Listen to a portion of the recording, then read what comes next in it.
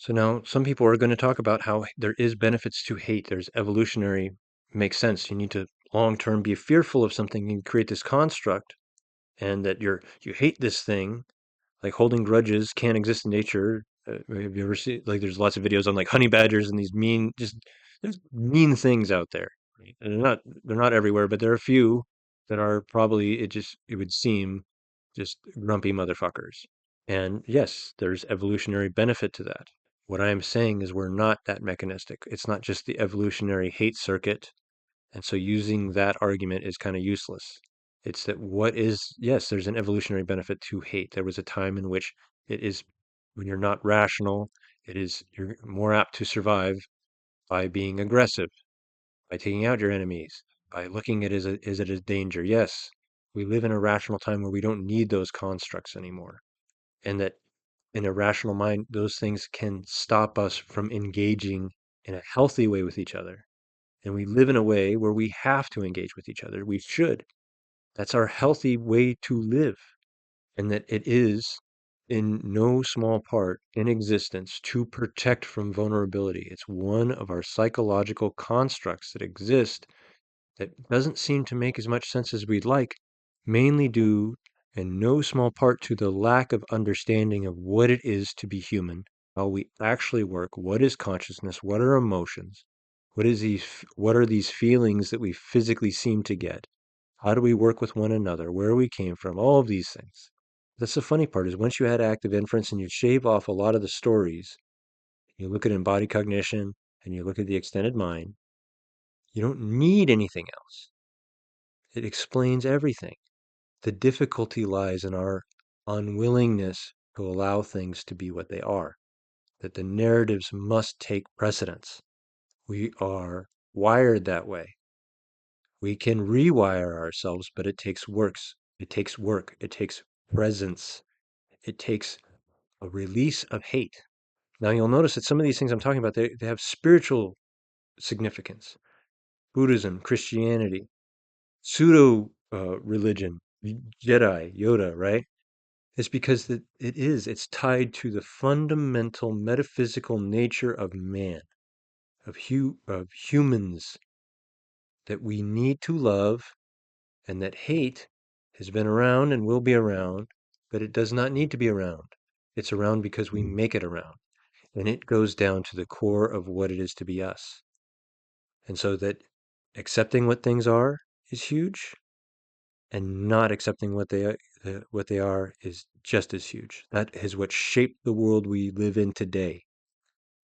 I make ads that are joking about how you can hide yourself from the world, and that big part of the economics of the world are to allow you to live within your bubble, to make your own physical reality whatever you see fit, irrespective of what is good for you or the collective or anybody else. It's what's best for the company, until collectively people go, oh no, and then it goes away. That's part of it. That's part of what sustains us. That's part of politics. That's part of how we interact. That's part of groups, and especially at scale, xenophobia. All of these things come down to ideas of, I don't want this to be this way. And that we find other people who sample the world in the same way, and that you find comfort in that. That's what perpetuates these myths. Just take a moment. You're on the internet right now. Doesn't matter if you're the West, East, Europe, Asia. When you see the absurdity of some of the notions of how things are working, the responses, it makes sense. It makes sense because if we are governed by us not being able to deal with what something is, if that is our core guiding principle to our civilizations, no wonder we all live in our own little realities. It's literally sold to us. And no wonder everything seems to be working poorly, because these systems are literally working within their own narratives. We're pushing them through. And eventually, the fact that they're not working as intended will come to fruition. It always does. It's just a matter of time. And at that time, if It's something's happening and you don't want that to be. You can't have that to be. Instead of being able to handle it as it is, we have our constructions. Hate being one of them. I use drinking. Hate was one of those that I had tried early on and I would bring up throughout my life. But the problem was, as I would have these people that I had these arguments with, and I fucking hated this guy. And like 2 weeks later, we would be hanging out again. I had difficulty in the continual generation of what is required to hate. And we don't think about that. We think, oh, I just hate this guy. Hate is continued. It's manufactured. So last time, if, maybe you're lucky. Maybe you haven't hated anybody. But think about it. These things are based off of ruminations, fantasies, ideas that you continue, or the individual who is thinking about it is reinforcing. That's when I say take the hit. You have a guy with a punchable face. You think about punching his face. It feels good. That's the hit. You're reinforcing the hate. When this, when if you are a lefty and Jordan Peterson cries like a baby on camera, and you all point and laugh and go ha ha ha, ha, that's hate. When Joe Biden walks out and he has toilet paper hanging off of his shoe, and everybody laughs. Ha ha ha! That's hate. That's hate. The community doing it reinforces this notion, that this idea that this hate is a good thing. That's cocaine instead of love. That's emotional cocaine instead of love. Acceptance. Truth. That's why we can have such a ridiculous fucking environment where we have candidates like I'm in the U.S. and we're having candidates run for president that I argue most people, if you were just going to pick to have candidates, wouldn't pick, right? Outside of the parties, outside of all these things, if you just wanted to have some of the values and I don't know, somebody who's not going to keel over tomorrow, both sides. How about one alternative doesn't have brain worms? How about that neither are entrenched in money and power, or that both winning will help themselves and their family in legal cases? I mean, none of these things we want, but we have, and that's our only choice because it's not what we think it is. It's what's given to us.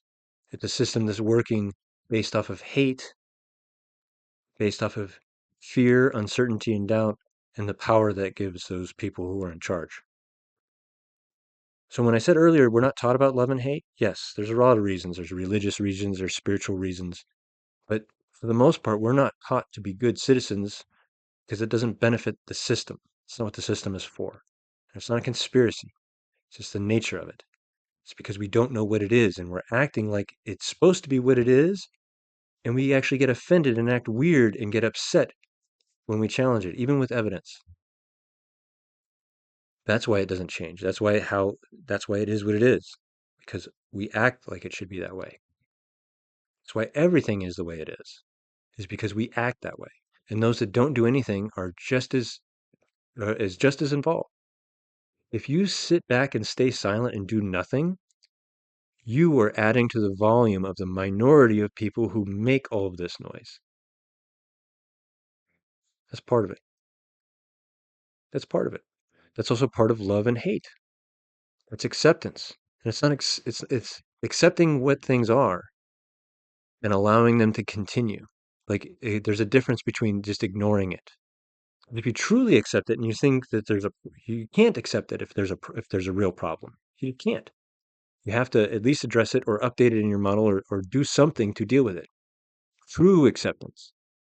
I'm talking about true acceptance. I'm not talking about, nah, I'm just going to ignore it.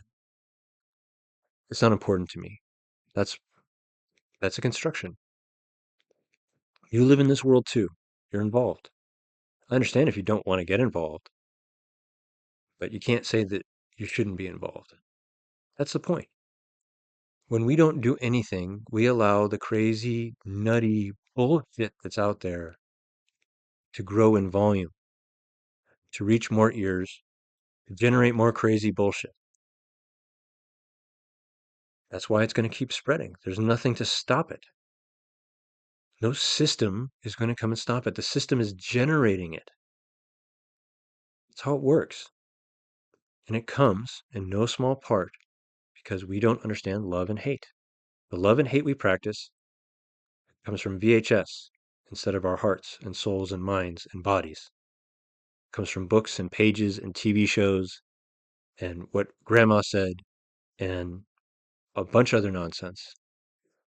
And I'm going to wrap up a little bit here with just a few more key notions. Like when we talk about love, and I didn't really talk about sex, but sex is part of it. It's not the most important part of it. We act like it is, but it's not. Monogamy, things like that. We think about nature. When I grew up in the 90s, said, well, monogamy is not part of nature, so man free Roman I is part of nature. That's not true. Monogamy is part of nature. It's not definitive because it's not black and white. Not everything acts the same way, but there's monogamous couples all throughout nature. Homosexuality, all throughout nature. It's part of fucking nature. And especially being rational, logical creatures who are supposed to be fucking adults, we should be able to commit to each other. And so one of the problems we see right now is we see things like a very high divorce rate. We see exceptionally low birth rates. And we see it in places and parts of the world that you would think, well, things are going really good. There's lots of money. There's lots of assets. A lot of people going to college. What's going on? I am speculating that in no small part it's because we don't know what love is. We think love is this bullshit Disney notion. And guess what? It isn't. And so it doesn't work. So almost 50% or more of people can get divorced. Less people get married. Way less people have kids. And then that cycle continues. That slippery slope continues. Less and less. It's not about worrying about people running out. It's about that's a silent suffering because we're acting a role that is not nature's build. And that the truth of the matter is that we're doing this to ourselves because we allow it. It's a hard pill to swallow, but it's part of the truth. And that's where freedom comes from. Acceptance, understanding, and can lead to love. Things are what they are. If you want to truly handle them in the best possible way, you must be able to see them in the angles in which they are in reality. You need to see them closer to what they are in the real world. You're not built to see the real world 100% as is. Other people's viewpoints are important. It helps you. You need to be open and open-minded and understand people are going to have opinions that differ from yours. People are going to be very, very, very, very, very different. It is no threat to you. If you make it a threat, it can become a threat. It is not innately a threat. If you feel uncomfortable with that, well, you're part of the problem. We are all part of the problem. That's it. We need to learn to accept. We don't have to, and that's part of love. You don't have to love Jordan Peterson. You don't have to love Nancy Pelosi. You have to accept that they have the right to be human beings. You don't have to love the systems that fucking perpetuate these people. But you have to accept that they do work in certain ways if you want to alter them, if you want to work within them, if you want to do something about it. Because if you don't, you will be stuck in the act of hate. You protect that signal because the real world will be the real world. And you will get those signals. You will see how it is. And you'll be constantly forced to reinforce how stupid this guy is, how awful this is. You have to associate with people that you might not want to associate with, but you need to because they help keep the fire going. And you'll call them friends. Or you won't meet anybody at all because you won't want to play the game. You won't be able to feel it. That's part of the world we live in today. And it's growing. And it comes in no small part to we don't understand how we work. We don't understand love and hate, especially in those contexts. We don't think of hate as a drug that we're taking. We don't look at it in that negative way. We look at it as ignorant people doing ignorant things and that are evil and should go to jail. Right? Not that they're good people and that we should go coddle with them, but it's that let's move outside of act. Let's move to reality. And that these people are applying a certainty that they feel they need in order to be comfortable. And in no small part, I don't blame them for feeling uncomfortable. Notice I'm not saying which them, it's everybody. The world is absurd. If you have any level of rationality, you can see that something is absurd, and it's best to assign it and assign it to something and find yourself in your group so that you can feel less lost. We run on nonsense. What we're experiencing is psychological jelly legs. It's everywhere. It's everywhere. And it comes down to these ideas. It comes down to we're creatures of active inference, embodied cognition, the extended mind. We're social animals far more related to everything else on earth and ourselves and our history, our historical selves. And we work through a certain way. And love binds us. Intimacy binds us. It's an aspect of trust. And as one thing I wanted to touch on before I wrapped up too was that when I was talking about sex, is if you ever think of, I'm just going to use the term sexual deviancy just because it's a nice, good general term. But I'm not talking about anything in specific. Like it's not about like homosexuality is deviant or blowjobs or anything. I'm talking about uh, or oral sex. I'm talking about the idea of having to do something kinky to to get into the game. If you get what I'm saying, is that you got to dress up, you got to role play, you got to be a furry, you got to be BDSM, you got to be a domineer or dominatrix, you got to do XYZ. And what I'm talking about is that is part of should be part of love. We mean people have sex, right? What is all this other stuff? What I'm saying is that when you don't have an understanding of love and you don't have an acceptance of love, and you're experiencing these things in your own body through a body cognition, and you have an extended mind and an exterior world that does not teach you or maybe even frowns upon asking and gives negative connotations to all these things, you construct weird fucking shit in your head so that you can play the game. That's where all these things come from. All the weird, funky shit is generally, in my estimation, because of this. Because we can't accept what real love is, so we have to play this fucking game to experience these things of intimacy. Because we can't be vulnerable. Because intimacy is about vulnerability. It's not about lust. It's not about power. It's about vulnerability. So what's the opposite of vulnerability? Power. So some people make it a power game. Because they have to make it a game to be comfortable with it. They can't deal with it in the real world. That's where hate starts. You need to fucking deal with the real world as is. No more social realities, just real reality. That's a request I have. That's the point. That's the point. That's the point. This is not just, I've said it before, and again, if you've just jumped into this episode, hi, but this is not just fucking content. This is your life. You should be in a relationship. It doesn't matter with who, another consenting person, adult. It won't be perfect. You're not going to find the one. You can make it good. You can make them the one. But you need to love yourself. They need to be worth it. One of the things with relationships that we talk about is that they can't challenge me. They need to love me for me. What if you're a piece of shit? Good relationships are about growth, challenging one another, being a team, being better than the sum of your parts, friends, family, children. Fuck. I've learned so much by being a stepdad, by seeing through other people's eyes, by putting other people above me intrinsically is illuminating. It's not a burden. Burden is trying to act a story that doesn't match up, that leaves you alone Saturday night on fucking Facebook wondering what went wrong. Why everybody else is having so much fun where most people uh, are living their own carefully cultivated digital life. It's hard to tell what's real anymore.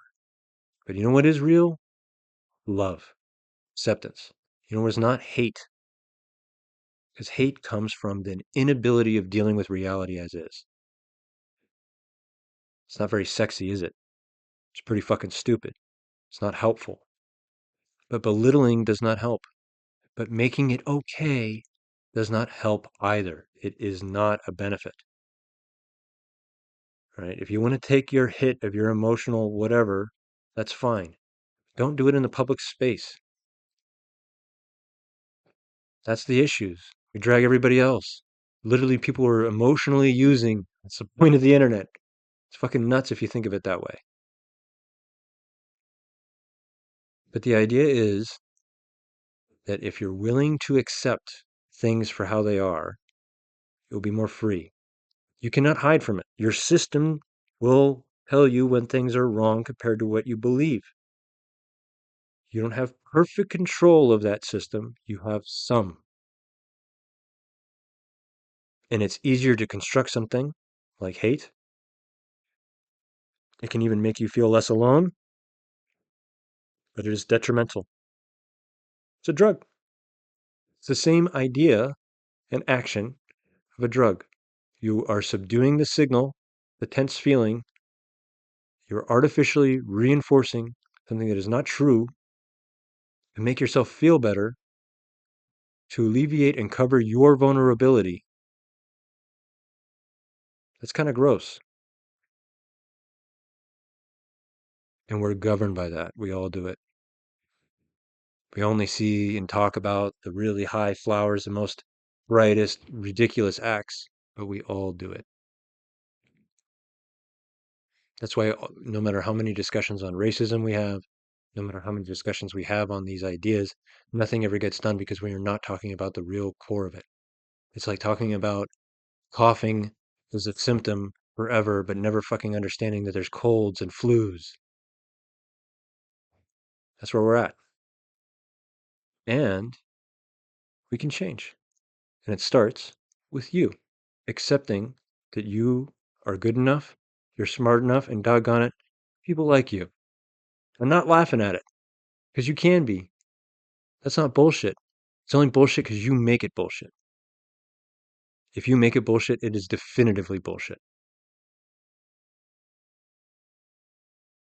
So that's it. It's not that easy, but it's in your court. You have to act like it. You have to be willing to believe it. And know that it won't perfectly happen overnight. And that's fine.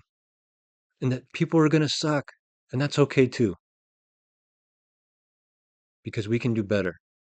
And that most of the things that we hold on to is that they're so important can happen every day and you not realize it. And it doesn't matter because our existence is based off of our stories that we write.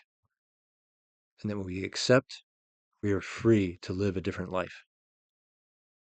But when we can't, we're doomed to live in an act with fools and people who are ignorant, with fools and people who are governed by fear and certainty.